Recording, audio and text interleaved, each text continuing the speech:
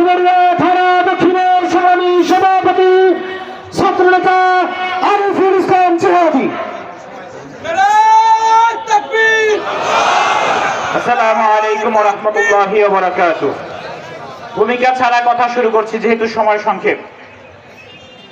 আমার প্রিয় মঠবাড়িয়াবাসী, ইসলামী আন্দোলন বাংলাদেশ পিরোজপুর ৩ মঠবাড়িয়া আসনে সংসদ সদস্য পদপ্রার্থী হিসেবে প্রতিদ্বন্দ্বিতা করবেন ডাক্তার রুস্তম আলী ফরাজি সাহেব। আমরা মঠবাড়িয়াকে একটা নিরাপদ মঠবাড়িয়া করতে চাই। আমরা মঠবাড়িয়া খুন, গুম, অত্যাচার, জুলুম, নির্যাতন মুক্ত মঠবাড়িয়া করতে চাই।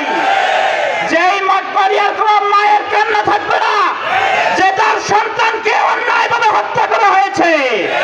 আমি প্রিয় মঠবাড়িয়াবাসীকে বলতে চাই, আমরা মঠবাড়িয়া হাত পাখা নির্বাচিত হবে এই মঠবাড়িয়া মাদক মুক্ত করে ছাড়বো ইনশাআল্লাহ।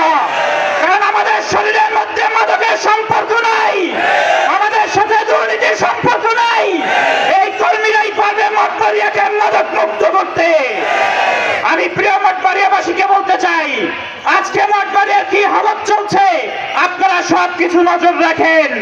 আল্লামা থানভী রাহমাতুল্লাহি আলাইহি বলেছেন, যেই ব্যক্তি ইতিহাস থেকে শিক্ষা নেয় না সে কোনোদিন তার ভাগ্যের পরিবর্তন হতে পারে না। আমরা বলি আমরা ইতিহাস থেকে শিক্ষা নেব ইনশাআল্লাহ।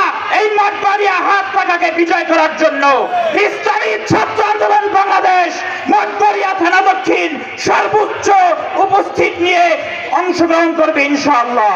নাসরুম মিনাল্লাহি ওয়া ফাতহুন করিম ওয়া বাশশিরিল মুমিনিন।